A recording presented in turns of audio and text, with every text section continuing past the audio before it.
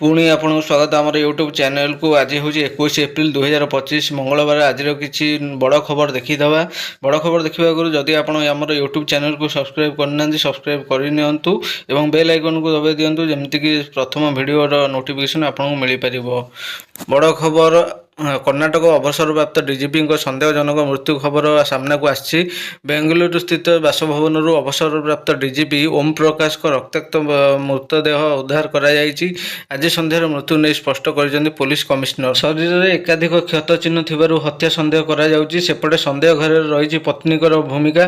Police अटक रखी पचरा उचरा करुछि। परवर्ती बड़ खबर कांग्रेस नेता नरसिंह मिश्र घर को अतिथि होई आसुछन्ति केन्द्रमंत्री धर्मेन्द्र प्रधान। नरसिंह पुओ समरेन्द्र मिश्र कृषि भित्तिक अनुष्ठान उद्घाटनी उत्सव में सामिल होते धर्मेन्द्र। केवल सेतिक नुहे बलांगीर जिलार 3 जन बीजेपी नेता यह कार्यक्रम में सामिल होते।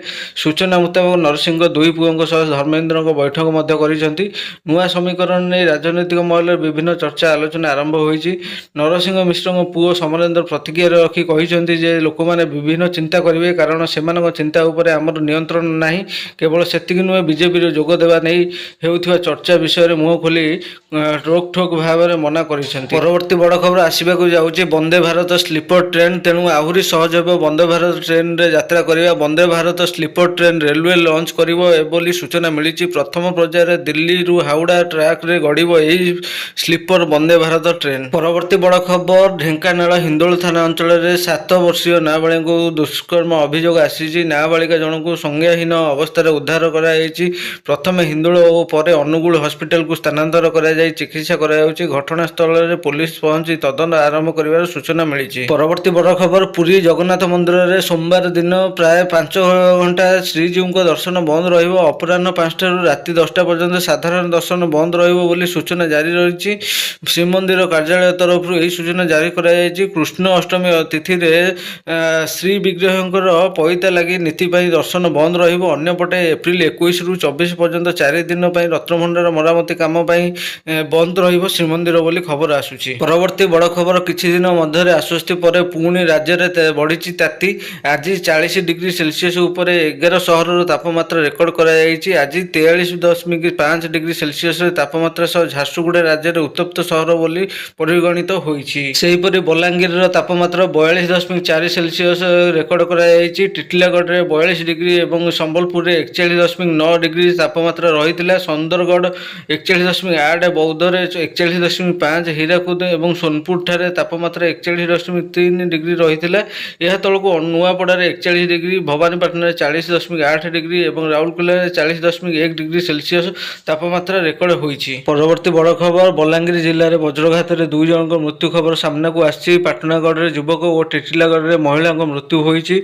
पाटनागढ़ बेलपड़ा भरुआपड़ा ट्रैक्टर ड्राइवर मृत्यु और टिटिलागढ़ सहिताल तुष्टपाली में छेली चराउथिबा महिला मृत्युवरण कर सूचना मिली। परवर्ती बड़ खबर केन्द्रापड़ा सदर थाना दोहरिया छकरे सीरीज दुर्घटना खबर सामना को आसी। पट्टामुंडई आड़ आसुथिबा पृथ्वीराज यात्रापाटीर ट्रक भारसाम्य हराइबा कारण जिला शिक्षाधिकारी कार्यालय सामने भारसाम्य हराइथिला। 2टी दुकान को पिटिबा सहित बाइक को घोषाड़ी घोषाड़ी नहीं यात्रापाटी ट्रक।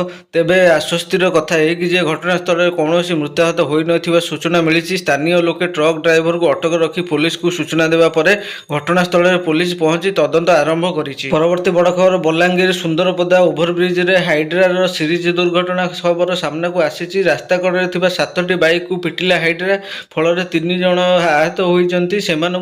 भीम भोई मेडिकल में भर्ती कर सूचना मिली। परवर्ती बड़ खबर राज्य में उद्घाटित होती खेलो इंडिया सेंटर। 30टी जिलार 30 स्कूल खेलो इंडिया सेंटर उद्घाटन होता नहीं केन्द्रमंत्री सूरज सूर्यवंशी सूचना देते। सेंटर गुड़िक वार्षिक 5 लाख टଙ୍କା व्यय करा क्रीड़ा क्षेत्र में क्यारियर पर गुरुत्वपूर्ण भूमिका रही। स्थानीय अंचल पूर्वतन खेलाड़ी को प्रशिक्षक दायित्व मिलिबो बोली मंत्री कहते। आज न्यूज को एवटू रखुचे। आमर यूट्यूब चैनल को सब्सक्राइब करूँ और वीडियो को शेयर करूँ आपण सांग सहित जहाँफल कि आम लेटेस्ट वीडियो नोटिफिकेशन समस्त को मिल पार।